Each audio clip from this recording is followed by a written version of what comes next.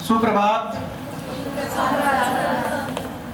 आज हिंदी दिवस पर हम सभी को ये प्रयास करना है, प्रण लेना है, जैसे एक दिन हम व्रत करते हैं और उस व्रत का पालन करते हैं, हम आज पूरे दिन हिंदी शब्दों का भरपूर प्रयोग करें।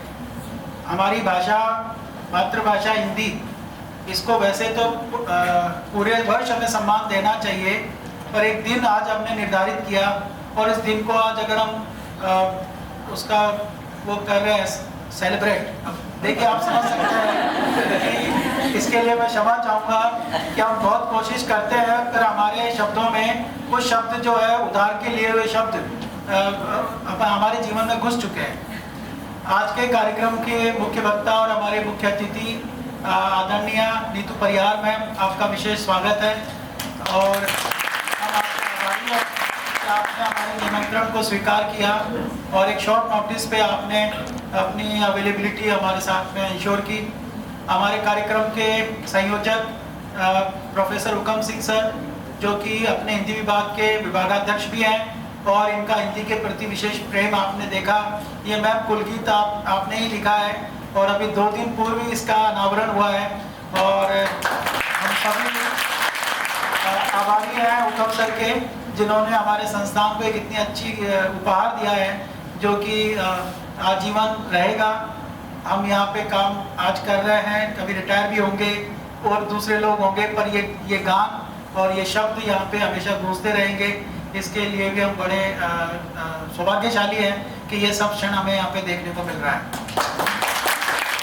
तो हिंदी दिवस पर हम लोग जब इकट्ठे होते हैं तो हमारे मन में एक विशेष प्रश्न होता है कि ये हिंदी दिवस मनाने का औचित्य क्या है, या क्या हिंदी हमारे लिए इतनी महत्वपूर्ण है। इस पर बहुत गहन विचार कर सकते हैं हम। अलग अलग तरह के आपके व्यवहार और आपके विचार देखने को मिलेंगे, क्योंकि हम सभी अधिकतर लोग हिंदी माध्यम से ही पढ़े हुए होते हैं, परंतु बाद में जब हम अपने उच्च शिक्षा के लिए जाते हैं या किसी खास तरह की शिक्षा को हम ग्रहण करते हैं, खास तौर से मेडिकल में, इंजीनियरिंग में या सीए वगैरह में, तो वहाँ पे हम बाध्य हो जाते हैं कि हम अंग्रेजी भाषा को भी प्रयोग में लें और धीरे धीरे करके हमारे जीवन का वो अंग हो जाती है। हिंदी भाषा के बारे में मैं बहुत कुछ चीज़ें पिछले समय से अपन जो सुनते हैं, देखते हैं, कई दृष्टांत हमारे सामने आए कि आखिर हिंदी और बाकी भाषाओं में फ़र्क क्या है। आप सब इस बात को गर्व से कह सकते हैं कि हिंदी हमारी मातृभाषा है, हिंदी हमारी राजभाषा है और हिंदी को 10 सितंबर 1953 को इसको एक आधिकारिक भाषा के तौर पर इसको मान्यता दी गई। इसी वजह से 10 सितंबर को 14 सितंबर को जो है इसको हम हिंदी दिवस के रूप में मनाते हैं। फिर बात आती है कि क्या हिंदी सबसे ज़्यादा बोली जाने वाली भाषा है, तो ये सत्य है कि भारत देश में सबसे ज़्यादा बोली जाने वाली भाषा हिंदी है। और अगर विश्व स्तर पे बात करें तो इंग्लिश और मैंड्रिन जो चाइनीज़ लैंग्वेज है वो, और तीसरा हमारा हिंदी भाषा का नंबर आता है। तो अगर हम विश्व स्तर पे बात करें तो भी हिंदी भाषी लोग सबसे ज़्यादा हैं, तीसरे स्थान पर हम लोग रहते हैं। मैं कई बार जैसे अपने कोई कार्यक्रम देखते हैं, विदेशी कार्यक्रम देखते हैं, मैं जब चाइना और दूसरे देशों के लोगों को देखता हूँ, उनकी फिल्में कई बार हम देखते हैं, तो मैंने देखा कि वो अपनी भाषा को बड़ा महत्व देते हैं। वो शर्म नहीं करते हैं अपनी भाषा में बात करने में। उनके साथ जो इंटरप्रेटर होते हैं वो उसको उनके द्वारा दिए गए वक्तव्यों को दूसरे को समझाते हैं। पर वहाँ के जो राजनयिक अध्यक्ष होते हैं या वहाँ के जो बड़े व्यापारी होते हैं वो भी अपनी भाषा को, चाइना खास तौर से मैं कहता हूँ कि चाइनीज़ लोगों में मैंने अपनी भाषा के प्रति विशेष प्यार स्नेह देखा। अंग्रेजी हमारे भाषा का हमारे ऊपर एक इम्पोज की हुई भाषा है, क्योंकि हम अंग्रेजों के जो है उनके अधिग्रहण में रहे, इसलिए हमारी भाषा के अंदर अंग्रेजी शब्दों का प्रयोग होना जो है संभाव्यता हो गई। हमें क्यों ऐसा लगता है कि अंग्रेजी हमारे लिए अब उधार की भाषा नहीं रही है। अंग्रेजी से मैं किसी प्रकार के द्वेषता हम लोग नहीं रखते हैं। हिंदी और अंग्रेजी हमारी दोनों ही भाषाएं हमारे लिए जरूरी है। अपने अपने कार्य क्षेत्र में हमें अंग्रेजी का भी ध्यान रखना पड़ता है और हिंदी तो हमारी मातृभाषा है, उसको तो विशेष सम्मान हमें देना ही चाहिए।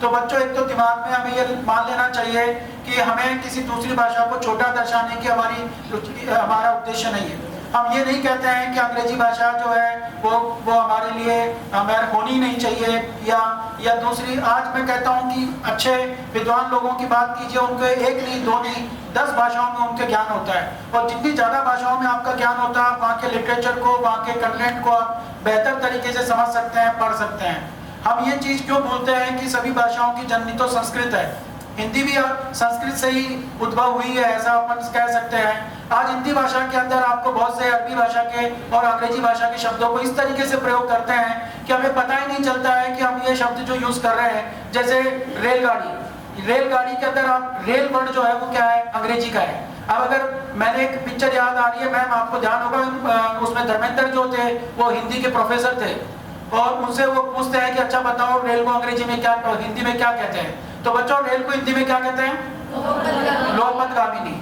तो ऐसे मतलब उसको मजाक के तौर पे बताया गया था, पर चूंकि मेरे को महसूस हुआ कि कुछ ऐसे शब्द हैं जिनको अगर हिंदी में बोला जाता है तो लोगों को बड़ा अजीब लगता है। हमारे जयपुर में सेक्रेटरीट जो है वो है, तो एक बार कोई बता रहा था कि रिक्शा वाले से कहा कि भैया सचिवालय चलना है, कि बोले ये कहा है कि सेक्रेटरीट चलना है, कि अच्छा वहाँ ये बोलो ना वैसा। कहने का मतलब है कि हमारी ये जो है आदतें पड़ चुकी है कि कुछ शब्दों को हमने स्वीकार कर लिया है और उनको हम हिंदी का शब्द ही मानते हुए काम में लेते हैं। लिखते समय जरूर हम इस बात का विशेष ध्यान रखते हैं। आजकल मैं आपको बताता हूँ, बहुत सारे परीक्षाओं के अंदर अगर आप हिंदी मीडियम ऑप्ट करते हैं, और अगर आपने हिंदी मीडियम ऑप्ट करके और अगर आपने इंग्लिश में लिख भी दिया ना, तो भी आपको मार्क्स पूरे दिए जाएंगे। कहने का मतलब है कि आज इस चीज की स्वीकार्यता बढ़ा दी गई है कि आप हिंदी के साथ साथ कुछ दूसरे शब्दों का प्रयोग करते हुए अपने आप को प्रेजेंट करें। लेकिन आज की जो संगोष्ठी है, आज का जो वक्तव्य है, वो खास तौर से इसी बात पे है कि क्या हम इस चीज को आगे फॉलो करें, क्या हम इस बात को मान लें कि हिंदी के अंदर इन शब्दों का प्रयोग जरूरी है। मजाक के तौर पे मैं अभी कल एक सीरियल देख रहा था, उसमें एक एक्टर ये बोलती है कि हिंदी के अंदर तो देखो मामा चाचा और ये सब होते हैं, इंग्लिश में क्या होता है, अंकल होता है। अब अंकल बोलने से पता नहीं चलता है कि हम चाचा की बात कर रहे हैं या मामा की बात कर रहे हैं, आंटी बोलते हैं। तो कहने का मतलब अंग्रेजी की जो सीमाएं हैं हमें पता है, अंग्रेजी भाषा के अंदर जो कमियां हैं वो हमारे को पता है, लेकिन हिंदी भाषा को, इतनी समृद्ध भाषा को अगर हम सम्मान नहीं दे पा रहे हैं तो इसमें गलती एक जने की नहीं है, हम सबकी कहीं न कहीं होगी। और निश्चित रूप से ये सरकार के स्तर पे भी इस तरह के कुछ प्रयास होने चाहिए कि हिंदी भाषी लोगों को या हिंदी में लिखने वाले लोगों को तवज्जो दी जाए, उनका स्टेटस सिंबल नहीं बने कि अगर किसी को अंग्रेजी नहीं आती है तो वो अपने आप को हीन महसूस क्यों करे, उसको ऐसा क्यों महसूस करवाया जाता है कि आप पढ़े लिखे नहीं हो। मैं आज भी याद करता हूँ, मेरे दादा दादी और जो थे वो हमारे यहाँ के जो मारवाड़ी है उसमें बात करते थे, और मैं जब बच्चा था, जब छोटे थे, तो दादा दादी के साथ मारवाड़ी में बात करते थे। और आप देखिए, मैं माता पिता से भी मैं शादी से पहले तक मारवाड़ी में बात करता था, और शादी होने के बाद मैडम मैं हिंदी में बात करने लग गया। ये पता नहीं क्या ये क्या हुआ। अच्छा, मेरी मिसेज को मारवाड़ी नहीं आती ऐसा नहीं है, पर हम दोनों ने आज तक मारवाड़ी में बात नहीं करी।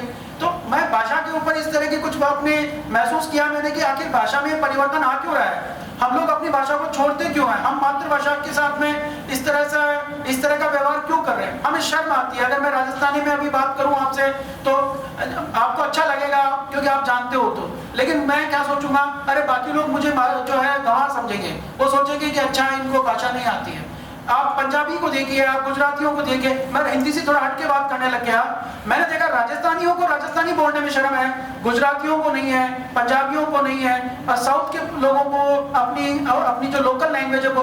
तो हिंदी तभी जिंदा रहेगी जब हम अपनी मातृभाषा जो हमारी लोकल लैंग्वेज है उसको भी हम जिंदा रखें। आज आपकी जो जनरेशन है, बहुत कम लोग बच्चे होंगे जो कि यहाँ की मारवाड़ी या ढूंढाड़ी या मेवाड़ी या क्या बोलते शेखावटी बोलते होंगे, वो भूल जाएंगे। और आपके बाद जो जनरेशन आएगी वो तो जानेगी ही नहीं कि ये भाषाएं क्या है। यही हाल कभी हिंदी का हो जाएगा बच्चों।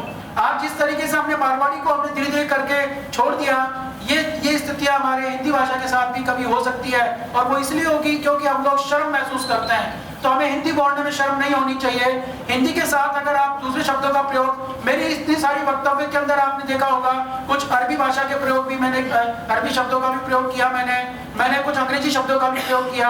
ये सब चीजें जो है हमारे साथ मिक्स हो चुकी है, इससे हमें कोई घबराना नहीं है। हमारी हिंदी बहुत जो है विशाल है, हमारी हिंदी समृद्ध है, हमारी हिंदी समुद्र है जिसमें सभी भाषाओं को हम शामिल करते हैं। हिंदी शब्दकोश के अंदर ऐसे शब्दों को जोड़ा जाता रहा है जो कि हिंदी में कभी नहीं बोले गए, लेकिन हम स्वीकार करते हैं कि ठीक है ये शब्द भी हिंदी का है। तो ज़्यादा समय नहीं लेते हुए मैं अपने उद्गार जरूर आपके सामने रखूंगा। हिंदी को सम्मान दीजिए, हिंदी से प्यार कीजिए और हिंदी बोलने वालों को जो है अपने को हीन भावना से नहीं देखना है। आप अगर अंग्रेजी माध्यम से भी पढ़ के आए हैं तो भी आपको ऐसा महसूस नहीं करवाना है और ना आपको ऐसा सोचना है कि जो हिंदी में बोल रहा है या जो हिंदी में लिख रहा है अच्छा वो तो कोई कम ज्ञानी है या कम पढ़ा लिखा, ऐसा कतई नहीं है। आप जितना अपनी भाषा में अपने आप को एक्सप्रेस कर सकते हैं वो दूसरी भाषा में उसको इतना अच्छा एक्सप्रेस नहीं कर सकते।